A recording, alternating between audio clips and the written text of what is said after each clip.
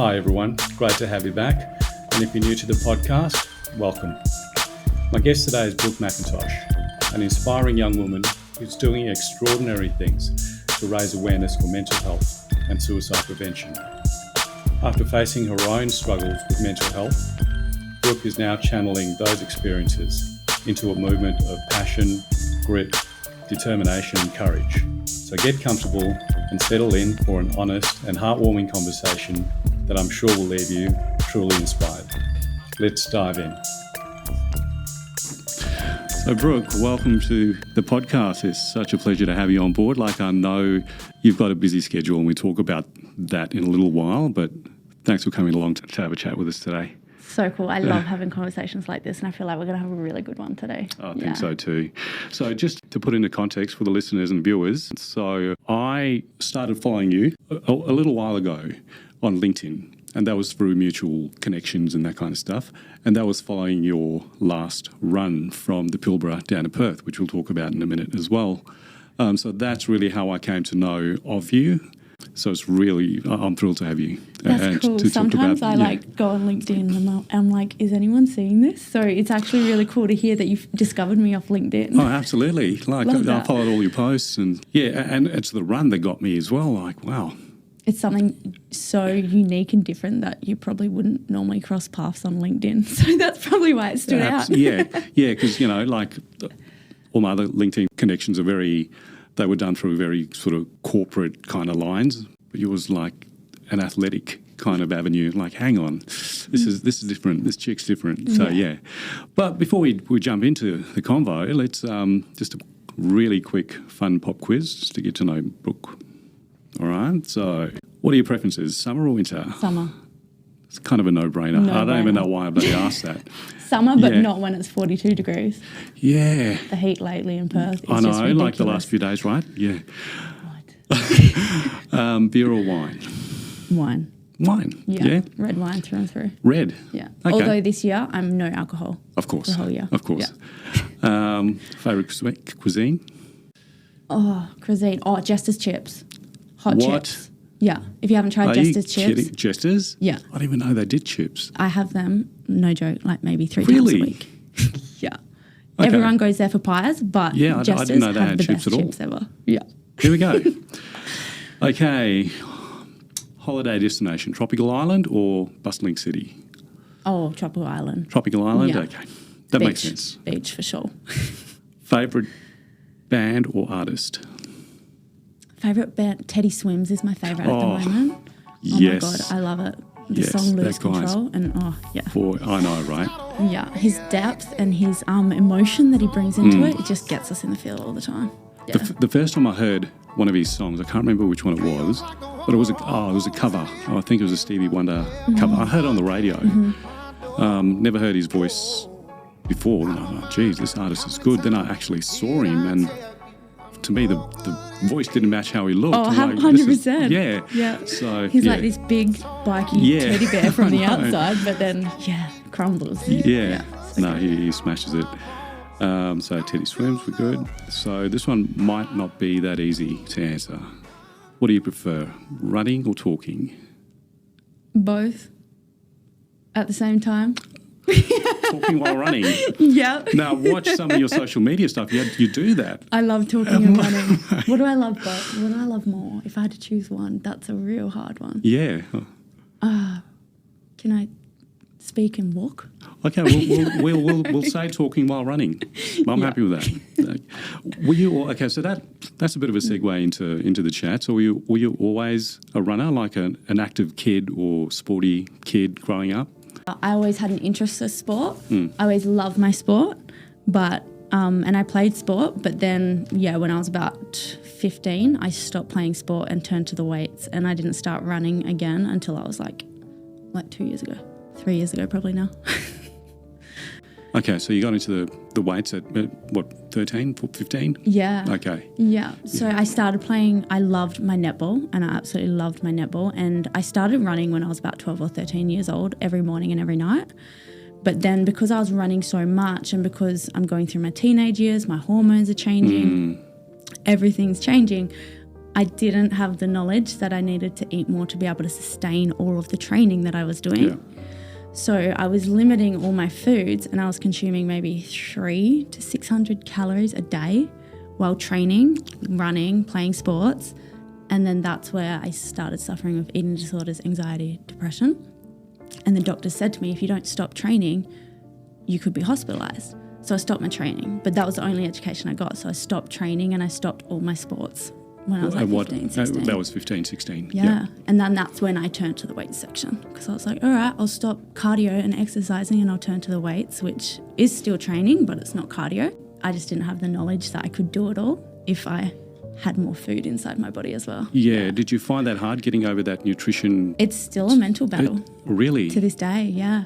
Yeah. Wow. There's still, I have days where I fall back into like the mentality of I shouldn't eat this or I can't eat this, but I have enough knowledge and I have enough resources and enough wisdom that I know that what I'm about to do and how I train now, I need to eat so much. Yeah. So I always choose to eat more rather than listen to that inner critic telling me not to eat. I always choose to eat more.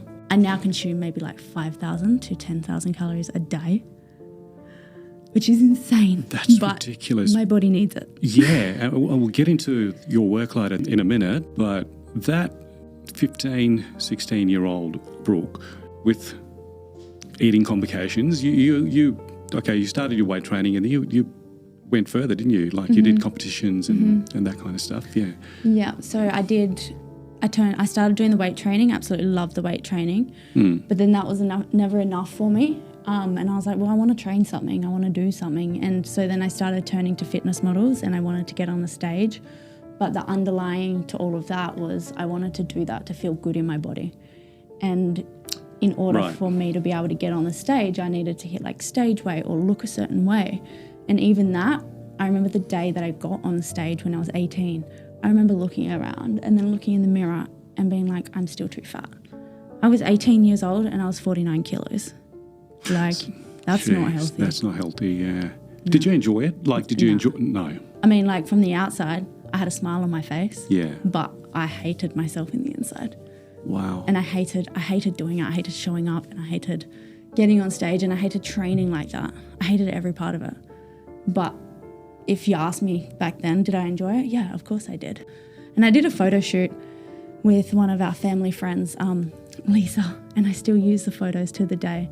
And the other day she reached out and she's just like, I love how you're still using these photos. And I was like, it's funny because whenever I post these photos, I always have Lisa in the back of my head thinking like, what is she thinking around like being the photographer who took all those photos? Yeah. And she said to me 4 days ago she was like, I actually reached out to your dad that day that I took those photos for you and said, is Brooke okay? She looks so unhealthy and unwell. And she could see it then and there. But if she had asked me that day, am I okay? Of course I was.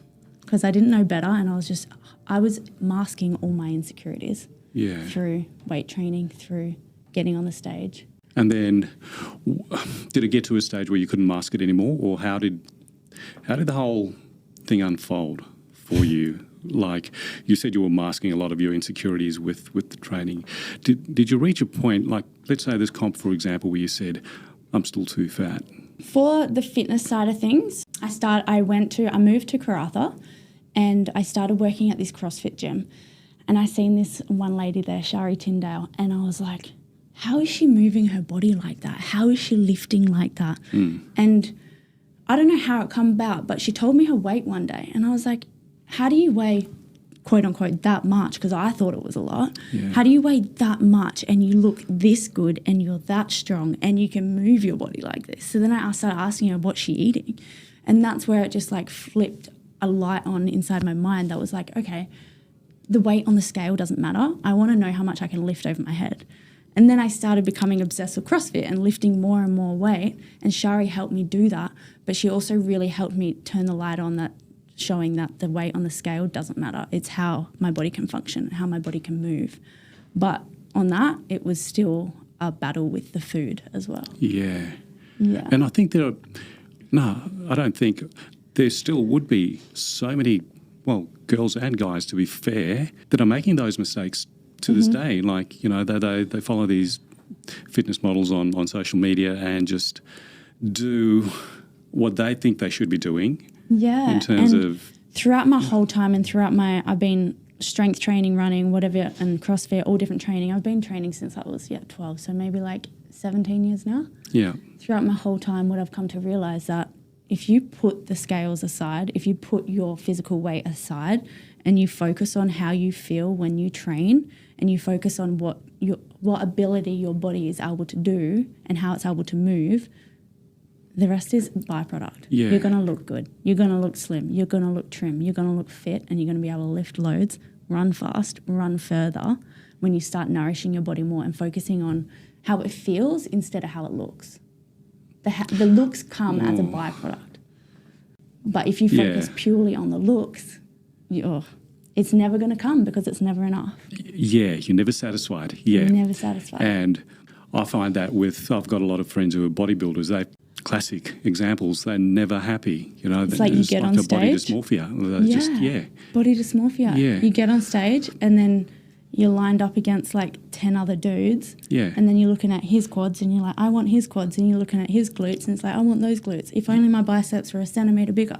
Yeah. It's like, bro, you look good how you are. Just focus on movement. Exactly. And what you said was, that's a really good point. The looks come as a byproduct, because I've got friends who do CrossFit as well, and they're all about the fitness and moving and that kind of stuff, and they look amazing, really athletic bodies, but they don't train for the look, they train for the fitness aspect. And I never thought of it until you said that. Yeah. And I'm not barracking for one over the other, like CrossFit over bodybuilding. I'm just saying the mindset. We're not getting in that debate. No. I'm just saying the mindset. So that's an interesting way of looking at it. Yeah. Because doing that kind of training just for the look is, like you said, never comes, and it's quite stressful. Yeah. Because that's all you're focused on.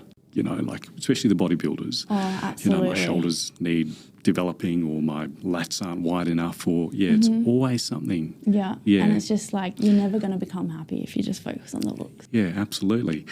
All right, so you said you got a wake-up call around not a wake-up call, but a bit of education around the nutrition in terms of, you weren't eating enough for what you were asking of your body.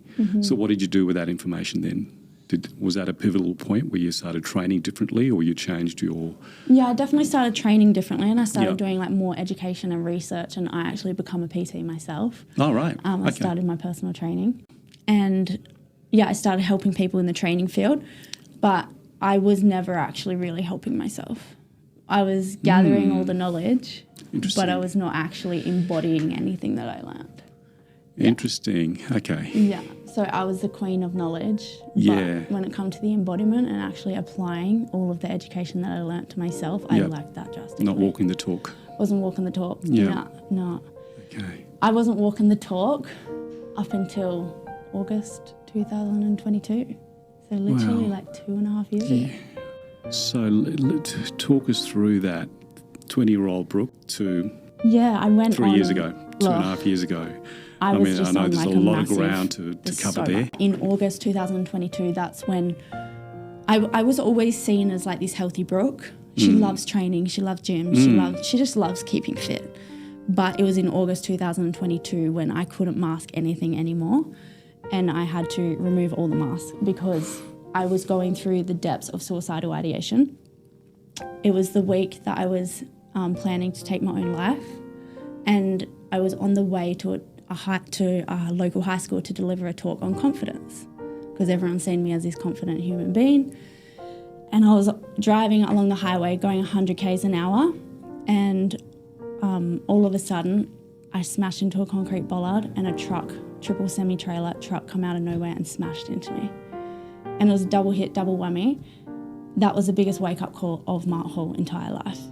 And that was the biggest moment in my life that I was like, holy shit, I'm going to a high school to deliver a talk about confidence because I look so confident on the outside.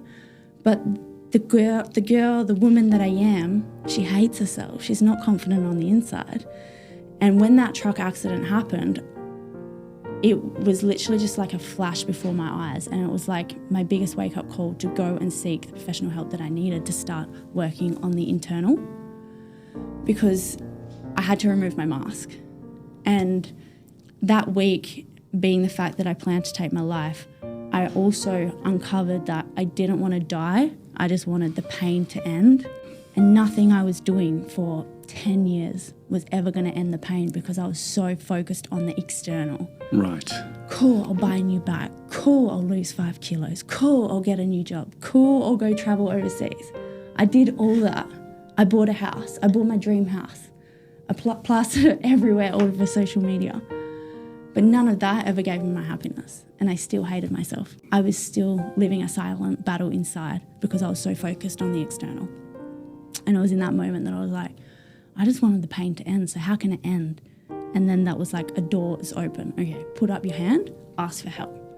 And then I started seeking more professional help around like a psychologist, a therapist, doing like more breath work, a lot more trauma release, inner child work. Fantastic, yeah. Because again, I had discovered breath work 3 years prior. Okay. I discovered it. Yeah, right. But it wasn't a living and a breathing it. I was like, oh, cool, I moved through this, I healed this. Yeah. Cool, I uncovered this about myself, I released this trauma, cool. Yeah, it's all very surface level. It was very surface, yeah. It was like, again, gathering all the knowledge and never actually embodying the learnings. So I truly believe the lesson's going to keep coming at you until you actually learn the lesson and apply it into your life. Yeah. And that truck accident was like, bam, we've been giving you these lessons all your life, but you haven't done anything with them. So the truck accident was just like a bam hit, off you go, like, stop. I know, and it's, you know, and I wish it was a metaphorical kind of truck accident, but geez, I mean, that's you were hospitalised, obviously. Well, no. You weren't hospitalised? No, I discharged myself that afternoon. So I got taken away in an ambulance. What the hell? But because I had no broken bones, no fractures, absolutely nothing, I had severe whiplash. Right. So I passed out. I regained consciousness within 2 minutes. And then I jumped out of the car, went to see if everyone else was okay. This is how deep I was into masking it. I jumped out of the car to go see if everyone else was okay. And then I scrambled for 5 minutes to try find my phone because I had a very important phone call to make to the school. I picked up my phone, I called the school, and I said to them... Are you kidding me? You're still thinking about... Yeah. Wow. I said, I'm so sorry, I'm going to be 10 minutes late because I've just got caught up in traffic.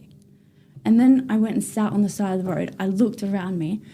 There is helicopters flying around. There is 4 police cars. There is 3 ambulances. And I'm just like, bro, like, yeah, you got to stop. So I called him back and I said, sorry, I can't. I ended up getting takeaway in an ambulance, but I just had severe whiplash. And thank God, to this day, no one else who was involved in this car accident was ever injured. That's a miracle. I mean, all round. Yeah. It really is. And the doctors couldn't believe it. There was like 10 doctors waiting at the hospital for me because all they know is critical car crash, truck involved, 2 cars involved, and they were waiting there for me. Right. Thinking that I was going to be in a worse condition. And then I had all these scans done and I was That's like, crazy. 4 hours later. That is crazy. I was like, can you please let me go? And they're like, well, we've got no reason to keep you. Unbelievable. Yeah. So, geez, okay. That's a miracle. Yeah, it really is. And that's the most dramatic wake-up call I've ever heard of. And unfortunately, if it wasn't that, I don't know if I would be here. And that's what I find fascinating, that this all unfolded, all happened in the week that you decided, okay, this is the week that I'm going to end things. Yeah. And it was like that. I knew when I was lying on that hospital bed for the brief 4 hours, I knew that there was more for me to do, and I knew that this life was like my second chance. And I asked myself this question. I don't know why. Still ponder on it to this day. I'm like, why did I ask myself that question in the hospital bed? When I asked myself the question, what impact do you want to make before your time is actually here? And it was to create an impact to ignite the nation to speak up about their mental health. And now, like 2 years on, we're doing that. That fascinates me that you arrived at that point. I mean, that's a profound question to ask. From having suicidal ideation to a complete flip. Yeah, my car flipped too. Yeah. Oh, geez. Oh, God. We can't talk in metaphors here. Everything's direct and literal. So,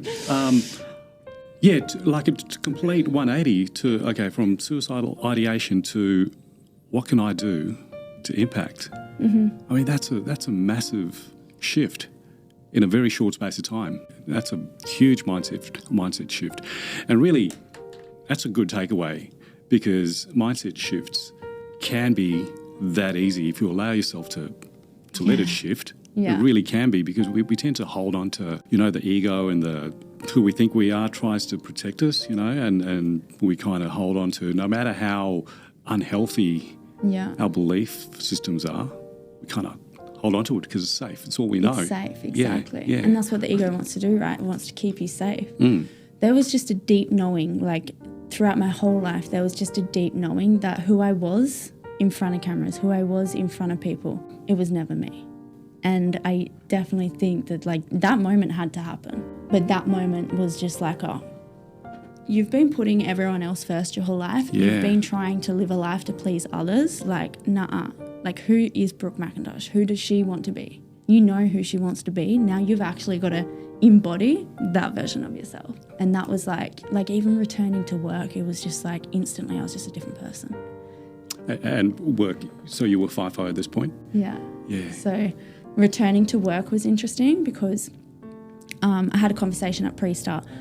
For me to speak up at pre-start was just like, oh my God, like my hands were shaking. Really? Yeah. Really? Because I was like, you don't speak at pre-start in a male-dominated environment when you're like, there's two females, like just hush, hush, don't say anything. But when I got back to work that day, we had a toolbox meeting and I was like, I'm going to share my story, what happened on R&R. And I shared it and from a space of, I was going to take my life last R&R. Yeah. I'm now here and that happened. And then I had 4 guys come up to me afterwards and say thank you. Oh, jeez. Thank you for sharing the story. They had lost friends to suicide. They had been thinking about it too. And I was just like, oh my God. See, there again, all it takes is just one person to have the courage to spark a conversation. Yeah. And it just opens up. It does. Yeah. Yeah. Having the courage. I love how you said courage just then because that is what it is courage. And FIFO, look, some companies are better than others. I've done some talks on different sites and offshore as well. And offshore is a big issue because they do even time there, so 3 and 3 or 4 and 4, 4 and 4. And it's a lot of time in isolation, in a confined area, just on a platform with 90 other people. So, the issues are quite big on these platforms, but companies are getting better in implementing initiatives. But I still find, I haven't been on site for a long time, but I still find that it's a fair way to go yet.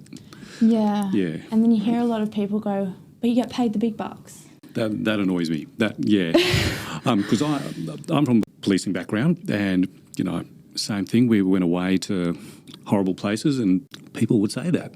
So, well, you knew what you signed up for and kind of, you get paid the big bucks and like, mate, jeez, just shut up. You can't put a price on You can't the put a big price on bucks. it, Like, no. Yeah, so that irks me when people say that. Well, yeah, but you choose to do it. You get paid the big bucks. It's like, yeah, well, but there's just like, I as you said just there, there's a lot more companies starting to do some more things in the mental health space for FIFO. Truly do believe that. I definitely believe and feel it just needs to be more heart-led.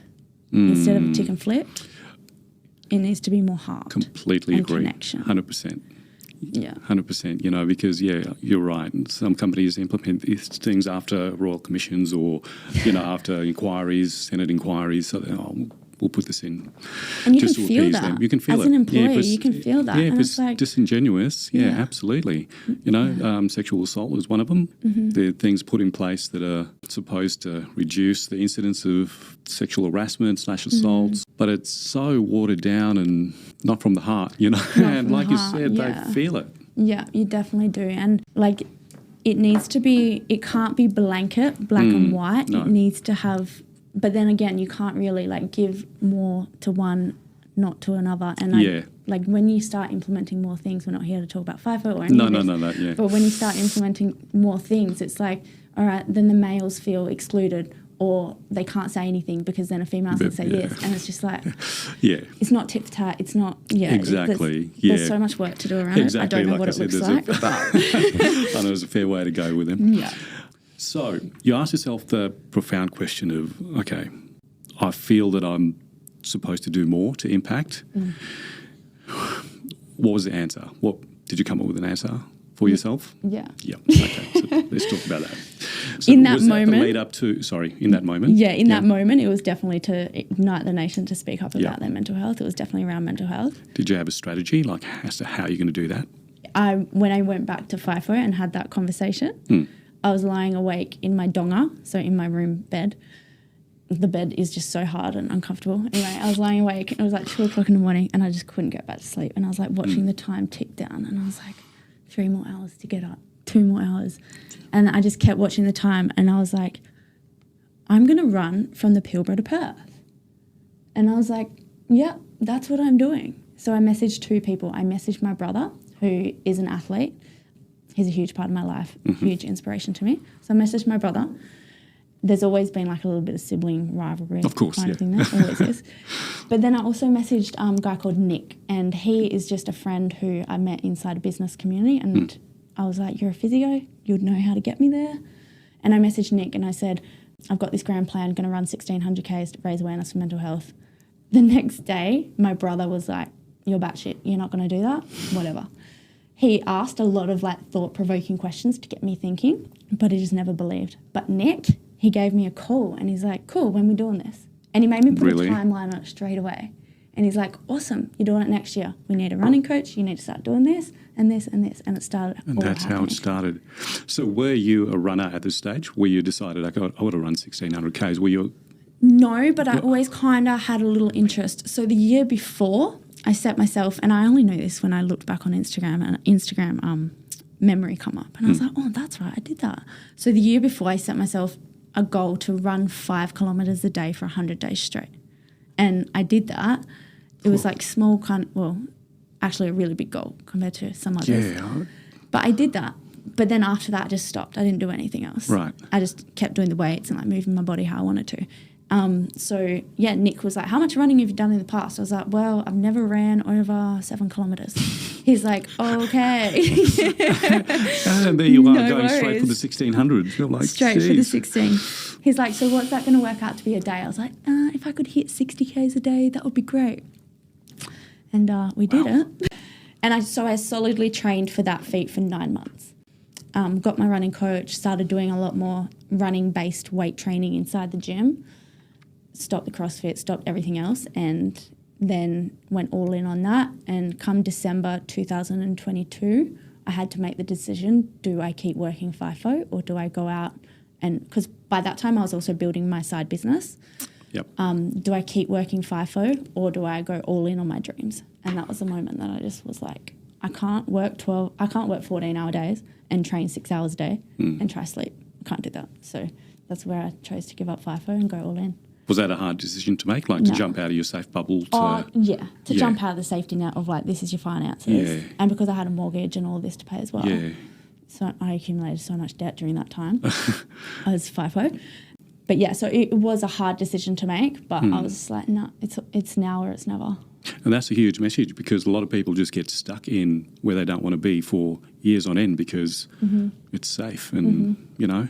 Everyone loves safety. Yeah, and they forego their dreams and passions and all that kind of stuff just for the sake of being safe. Yeah. And I'm like, would you rather live a safe life and a life full of regret, or would you rather live a life that you freaking love, that you're excited to wake up for every single morning? So you did the 1,600, so that took about a month? Yeah, 27 days. 27 days, yeah. So from Karratha? Yeah, Karratha to Perth. Yeah. And you ran for Blue Tree Project and 20 Talk? Yeah, correct, yeah. And you raised a fair amount of funds for that, for those two charities. We raised $75,000. Geez, that was that's massive. a lot. Yeah, that's a lot. When we hit the 60K mark, I remember the Blue Tree Project girls, they came out on the run and surprised me. And then that day I hit a PB and I finished running at like 1:30, so we all went to the pub. And when we were sitting at the pub, they're like, Brooke, you've just hit $60,000. I was like, what? And they're like, girl, this is like you're one person doing all this. I'm like, yeah, that was huge. Yeah. That was my reaction when like we talked about LinkedIn before. When I found out about it and started researching all you've done, I'm like, wow, this is incredible. During that 1,600 Ks, were there moments where you thought, what the hell have I done? Like, I want to back out. We spoke about this off air just before, but there was a lot of moments where I was like, what am I doing? Yeah. But it was never, I want to back up. It was just like what am I doing? And then I'd look around and I'd just start laughing at how ridiculous and crazy and extreme it was. And I was like, but just one more, let's keep going. I like that mantra. Yeah. Just one more. Because that mantra means everything to me. Honestly, and you can really apply that to everything. Mm-hmm. Yeah, that mantra, it's what helped me hold on for one more day for all of this to eventuate. It's what helped me build my business, but it's also what helped me run 1,600 kilometres. And it's now also what is helping me run around Australia. And people ask me, they're like, how did you run 1,600 kilometres? Yeah. How did you raise that money? How are you going to run 14,000 kilometres? I'm like, just one more. Yeah. They're like, what do you mean? I'm like, it's one step. It's brilliant. Everyone can do one step. And that's how you build resilience, I think. Yeah. Because, I mean, we all have the building blocks for resilience, but we have to cultivate it because life's going to throw stuff at us. So, hell yeah. Which is good because that helps us yeah. build what we need to build. And we build it with one step at a time, like one increment at a time. You know? And it's like, how do you build a house? One brick at a time. One brick at a time, That's absolutely, yeah. How do you keep moving forward when time gets tough? It's not be strong, be macho, da-da-da. It's just one more. Feel everything and keep moving. Yeah. Feel everything. That's an important point, that being macho and sort of, that's the wrong, it's a misconception. And that was the mentality I had for 24 years of life. Yeah, I had it. Yeah. Everyone has it. Yeah. Yeah. But it's like how, and you used the word courage before, but how courageous can you be to drop down that wall and to be like, I can be strong, I can be a really resilient mofo, but I also have emotions. I'm human. Yeah. And I can feel and I can deepen too, and then I can go again. Yeah. And there's so much strength to be found in those moments where you allow yourself to be vulnerable and sort of sit with your emotions, you know, because you need to. Yeah. And if you don't, it's going to come out in all different sorts. Anger, rage, diseases in your body. Absolutely. Yeah. And there are, you alluded to some of it before, you know, there are modalities to help you release all those kind of stored unhealthy emotions and that kind of stuff. What I found is running has been my biggest therapeutic method to be able to do all that. So when I was training for the 1,600 kilometre run, because I had never ran over 7Ks before, I had no idea what I was going to get myself in for. Yeah. So when the training blocks started coming and I started opening up my training app and seeing that I had to run 20Ks and then I had to run 22Ks and then it started increasing, and then I had to hit 50Ks. I was like, oh my God. Every week I had one long run. So a long run would be like my maximum run for that week and it would just change. But every long run that I did, I went through this phase where I would go about 10 kilometres in and then I'd hit this dark black hole and then I'd keep running. And it was like when I was running, I was processing everything. I was processing all the emotions. I was processing all the traumas, all the beliefs, all the thoughts. And that an hour later, I'd come out the other side and I'd have the biggest breakthrough. And then that's where I'd jump on my Instagram and be like, guys, I just uncovered this and start sharing all the wisdom that had come through while I was like transmuting this energy through my body and started running. That's amazing. It was insane. And I was like, and I get this from running. Yeah. And actually, I can attest to that because you are always bursting with energy after a run, you know, like you have so much energy. I'm like, geez, how does she do it? Yeah. But now, you alluded to this before, you mentioned this before. So you've done your 1,600, you've raised all these funds, and your next your next undertaking is a run around the country, which is a whopping, it's more than 14,000 Ks, 14,080 Ks. Yeah. Now, and that's, you know, a lot of people watching that haven't been to Australia don't appreciate how big this country is. It's bloody big. It's massive, you know, to run around the thing. I couldn't believe it when you announced it. And not only that, your aim is to become the fastest female to run around the country. Yeah. Yeah. So this is, we're talking about history-making stuff here. Yeah. Well, so what I've uncovered about myself, what I've uncovered actually about our family, the McIntosh family, is we like to go big or go home. And that was my question. That was we don't my like to question. half-ass things. That was my question. Like, how do you go from 1,600 is massive enough. So why didn't you just go for I'm going to run from Perth to Sydney, which in itself is huge. is massive. The answer to that one, why I didn't go across the country, is because too many people are starting to do it. I don't want to do that. And then I was like, okay, so because that idea first come to me, I was like, well, I could run across the country, and I was like, no, that's just a cross. That doesn't excite me. And what I've learned about goals and setting visions is they have to excite you. And running across, it may excite some people, but it just didn't to me. Yeah. I don't know why, but that's an interesting point, because it does need to ignite something inside you. It does, yeah. And my coach is Nick. I said that to him, and he's like, yeah, that's a good goal. And I was like, yeah, but nah, it just doesn't sit. Yeah. Okay, and I was like, what about we go just one more state? And he's like, and I was like, and I go all the way around the country, and he's like, let's go. And that's how that come about, because across the country just didn't excite me. I was like, too many people are starting to do it. Well, not when I say too many, I mean like 5 people have done it, 6 people have done it. Amazing feats. Yeah. Amazing courage, amazing resilience. Absolutely. I'm not putting any of that down. Yeah. But for me personally, it just didn't give me that oomph, that fire, that want to get up and go again. I understand. And that's what you need when you do something massive. So then I was like, cool, let's go just one more around the country. And that excites me. When did you commit to that goal? The day I finished the 1,600. Really? Yeah. I didn't commit to that goal specifically, but the day I crossed the finish line, I remember the final day when I ran 1,600 kilometres. Not many people know this, but the final day I was on, my body was just so good. And I was just powering so fast through the day that Rowan, my support crew at the time, he's like, Brooke, you need to pull back. You need to go slower. So I went into 2 McDonald's and I sat down for half an hour because I was going too fast. And then I got to Trig, and then there was an arts display on. So I walked around an arts festival for about 45 minutes because I was still going too fast and I just had time to chill. Because we're getting people at the finish line to hype it up and just to cheer me on, support and everything. And he's like, we're still waiting for your parents to arrive, your family, your friends. They're going to be here soon, but just chill out a bit. So I did. Went to an arts festival, walked around a little bit, went and sat down at McDonald's. And then he's like, all right, cool, come here in 45 minutes. So then I finally went back on the run and finished the last 7Ks.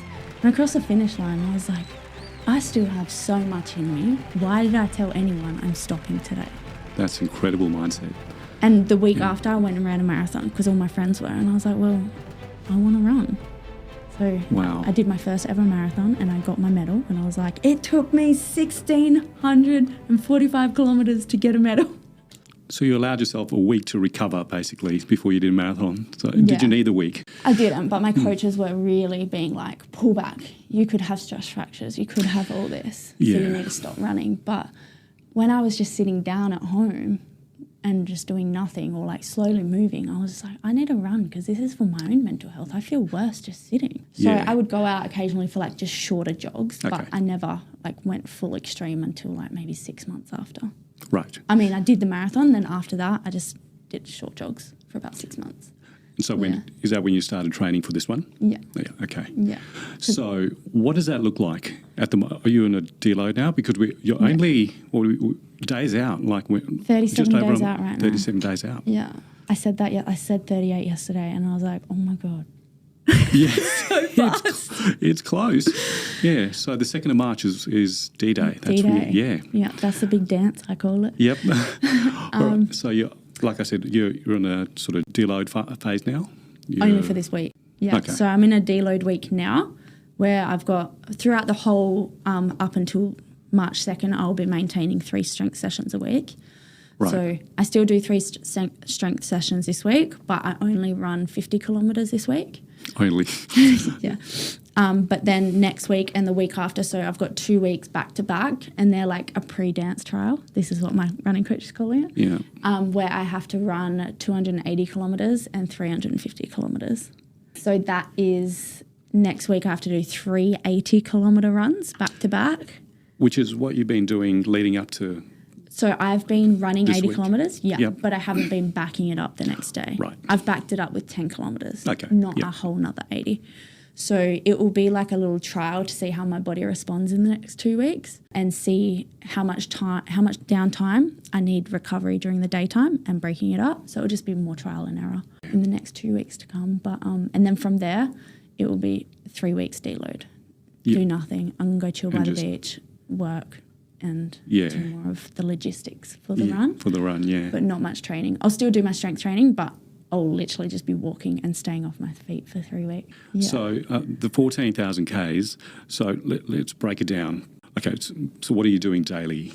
Daily? What would you have to do daily to cover that distance? Yeah, so super plain and simple. We're keeping it at 80 kilometres a day for 180 days. But the way that I view it is just one more. But I go, so in the morning we do 52 Ks, and this is a mindset hack for me because I know once I've done 52 Ks, it's well and truly over halfway.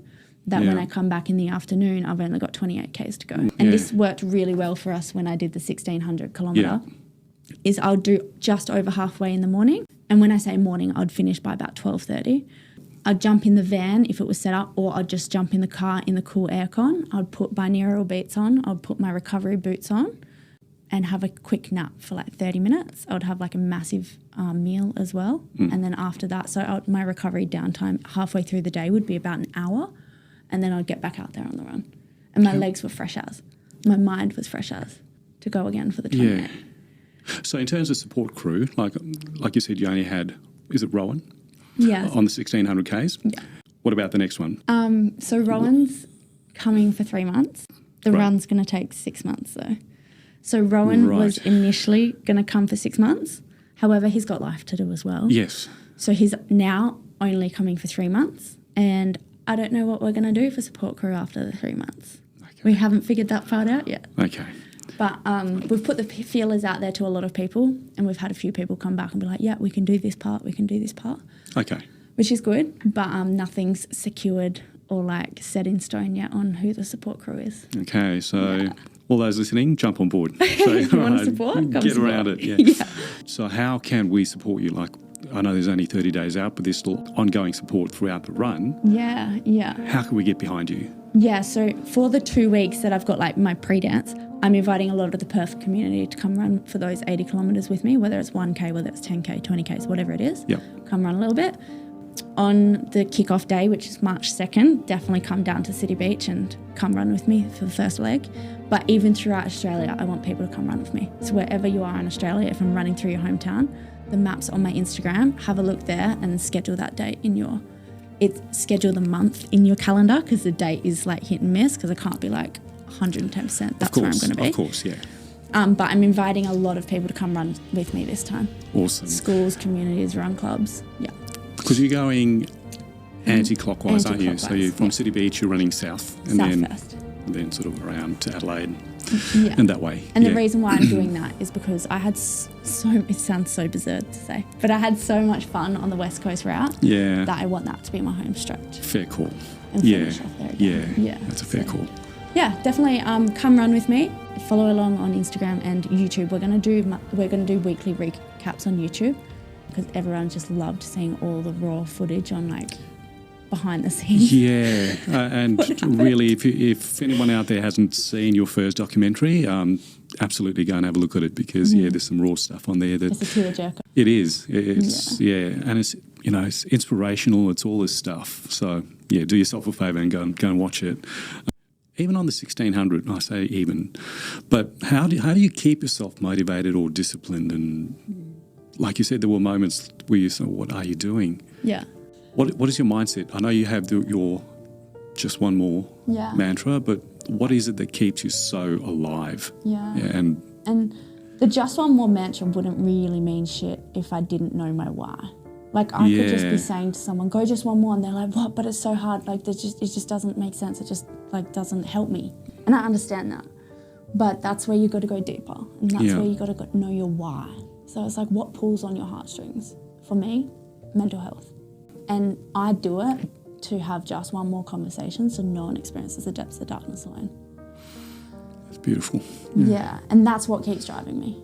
Is like, I will run around the country to instill hope into all of Australians and everyone looking on. that if they go just one more and hold on for one more day, that they can have a better life. And if they choose to be courageous enough, because it doesn't come without courage, then they can have a better life. And I believe, like, what kept me going out for the 1,600, what's going to keep me going for the 14,000 is knowing my why, knowing your purpose. And I'm not out there to do it for me. I'm out there to do it for the nation and for the country and for people who have lost people from suicidal ideation and for people who are going through it and for people who don't see a way out. It's like, there is, babe. There really is, you know. When you're in the depths of it, it doesn't feel like it. It doesn't, you know, you feel like, okay, this is me trapped in this. Everyone with like severe depression and suicidal ideation talks about this black hole. That's what it feels like. It feels like a pit. It does. You know, and you can't see the way out, but you're highlighting that there is. Yeah, there is a way out, but I have so much more empathy, compassion, and heart for the people who can't see a way out, because I understand it, I get it.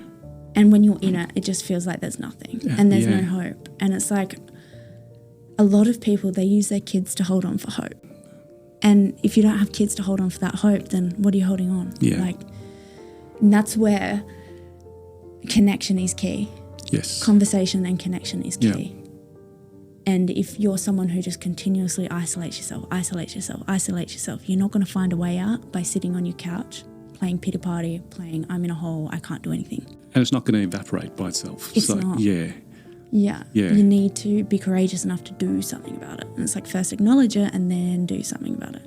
But yeah, it's my why that keeps me going at the end of the day, definitely. You know, you are, something comes to mind, it's a Japanese philosophy called Ikigai, and you are the embodiment of Ikigai, which the philosophy is basically around a fusion between your passion and purpose, making your passion purposeful.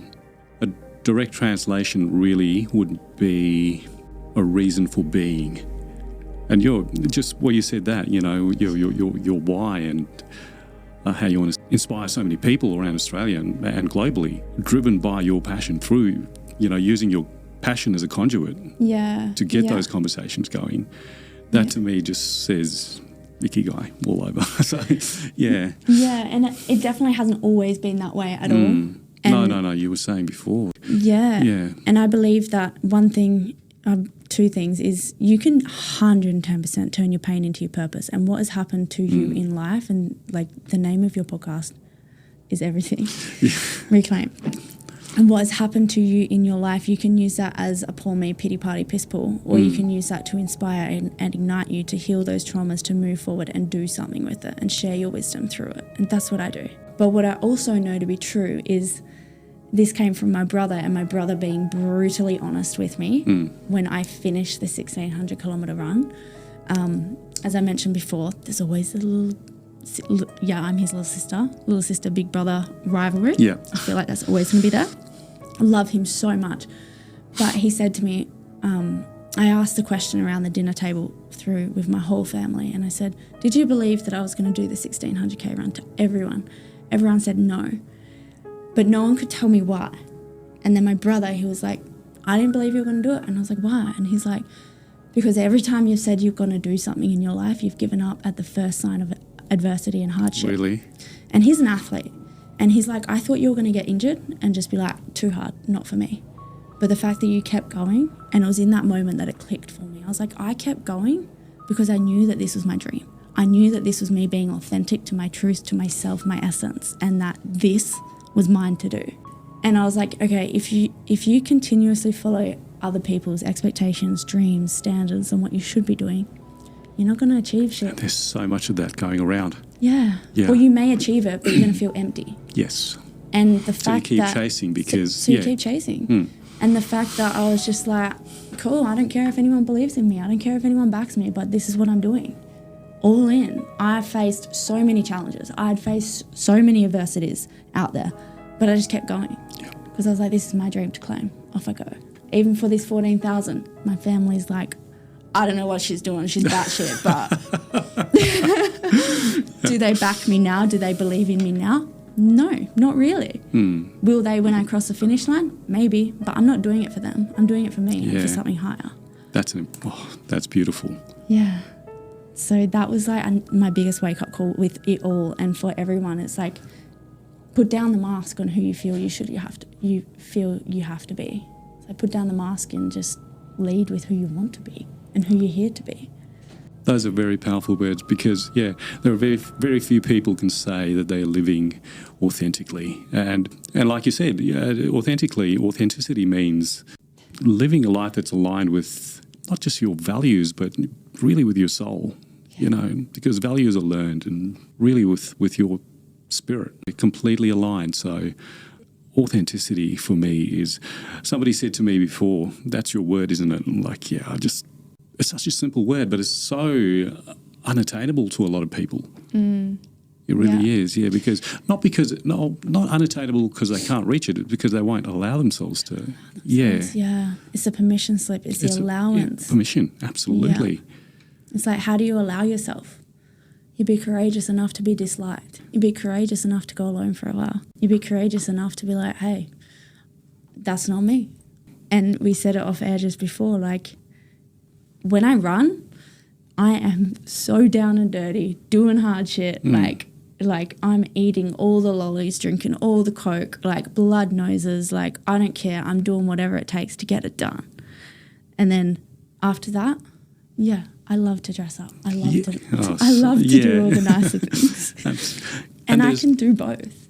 And you can do both. Of course you can do both. But you've got to allow it. Yes. Yes, and like we said, the tendency is for everyone to live in this pigeonhole and not cross any borders because, what'll they say, what'll other people think, or a lot of people live in that bubble for that reason, worried about what other people will think or say or feel. You've got to do it for you. Absolutely, and I'm like, would you, at the end of the day, would you trade places with that person that you're so scared of their opinion? Would you trade places with them? If the answer is no, well, who cares? Yeah. Who cares what they say? I can't remember where I heard it, but somebody said that you'd be surprised how quickly, or how, other than your family, how quickly people forget about you after once you die. Absolutely. And it's so true because, people have lives to live and, they'll grieve you for a little while and then keep living their lives, And your it's family's like, different, obviously, but it's like we're so, what are they going to think? What are they going to think? And it's like, those people are too scared, like too in themselves and like caring about what they think. What other people are going to think about them. They're not actually caring about what you think. Or like what they're going to think about you. Everyone's. My partner said this morning with my stepdaughter at breakfast. We're like, no one's looking at you because they're looking at themselves, terrified of what other people are thinking about them. Correct. Absolutely correct. I mentioned this on a podcast ages ago now. So both my parents are deceased, right? And something I like doing is visiting their gravesite. Not regularly, but I just, on occasion, like going to their gravesite. So I was sitting there, I was looking around the graveyard and I was thinking that very question, like how many of these people buried here would have died, wanting, like, because of that reason, not pursuing their dreams or passions because of being scared of what other people might say or think, or how many dreams have been crushed, and how many dreams have been crushed, how many dreams have gone to the gravesites. It's like, don't take your dreams to the grave. They're no good there. It's like when you're chasing your dreams, you may lose some friends, you may lose some people, but more people are going to come in, and those people, cliche to say, but those people are with you for a reason, season, or a lifetime. And it's like, would you rather be living in what if I did this? What if I did this? Oh, I can't do that because I'm going to lose that person. Or would you rather be living in your full essence, your full express version of yourself, living your dream life and creating it and inviting and being the permission slip for other people to come along? Or if they don't want to come along, amazing, let them go. Like, there's so much power in that. And if your dreams are big, then dream big. Running around Australia. I mean, that's a massive dream, I can't even run 20 Ks, I barely run 10. So running around Australia is out of the question for me, but if you're going to dream big, then dream big. Don't people, you'll have your naysayers, and you certainly have. on your first run you had naysayers, your own family. And you know? the people closest to me. Yeah, exactly. And it's like, But- if you're waiting for your family to support you, Yeah. baby, you're going to be waiting for years. Yeah. Don't wait for that support to come. Yeah. Like, believe in yourself and back yourself. You can dream big, as you were just saying, you can dream big, but then if you have a dream and it's small but it's big to you, pursue it. It's yours. It doesn't have to be huge. No, it doesn't have to be grand. Exactly. If it brings you light and happiness, do it. Yeah. Like I said on a podcast with Hard Yarns before, I was like, if the garbage man who's picking up my garbage has the biggest smile on his face and he's singing and he's dancing, that is living in purpose. That brings so much happiness to me. Yeah, I love that. You don't got to be out here like raising funds, making $1 million, like doing all this grand stuff to have a good life. No. Yeah. What brings you happiness? And it's like, I've been on two ends. I've been like trying to live that lavish lifestyle and doing all of that, having all the money, buying my dream house. It bought me a picture perfect lifestyle, but it brought me hatred and resentment inside because I just didn't like who I was. Yeah. But now that I am who I am and who I'm meant to be, I love my life. That's a great note, and I'm very mindful that you have a very tight schedule, and I'm so appreciative of you coming in to chat with us. Honestly, I could talk to you for hours, but I wish you all the best in your run. I will certainly be there on the 2nd. Yes. And I'll, as you've done, invite as many people as possible who can make it down there on the 2nd. If not on the 2nd, follow your map on All the way around Australia. Yep, and run along. So, Brooke, it's been an absolute pleasure. It really has been. So thanks again for coming in. Thanks for having us on. It's been an epic conversation. Awesome. Yeah.